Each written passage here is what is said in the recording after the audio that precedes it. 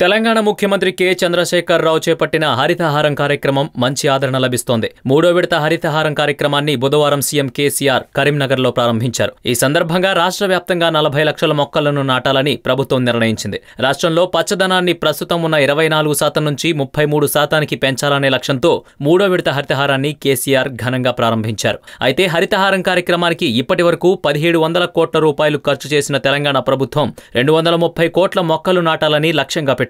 ఈ దిశగా కేసీఆర్ వేగంగా అడుగులు వేస్తున్నారు. ఎమ్మెల్యేలందరూ ప్రతి ఒక్కరూ హరితహారం కార్యక్రమంలో పాల్గొనాలని కేసీఆర్ సూచించారు. ఈ క్రమంలో తాజాగా టీఆర్ఎస్ పార్టీ ఎమ్మెల్యే కార్నే ప్రభాకర్ కేసీఆర్ పై షాకింగ్ కామెంట్ చేశారు. కేసీఆర్ అశోక చక్రవర్తి లాంటి మహా వ్యక్తి అని పొగడ్తలు గుప్పించారు కార్నే. తెలంగాణలో హరితహారం పేరుతో 230 కోట్ల మొక్కలు నాటడమే లక్ష్యంగా కేసీఆర్ పనిచేస్తున్నారని చెప్పుకొచ్చిన ఆయన కేసీఆర్ ఆలోచన విధానం అశోక చక్రవర్తి ఆలోచన విధానంతో సమానంగా ఉందని అన్నారు. ప్రాచీన కాలంలో అశోక చక్రవర్తి కూడా రోడ్డుకు ఇరువైపులా చెట్లు నాటించాడని పుస్తకాల్లో చదువుకున్నామని, ఇప్పుడు కేసీఆర్ అదే చేస్తున్నారని కార్నే అన్నారు. దీంతో కేసీఆర్ ను అశోకుడితో పోలుస్తూ టీఆర్ఎస్ నాయకులు కామెంట్లు చేయడం చర్చనీయాంశమైంది.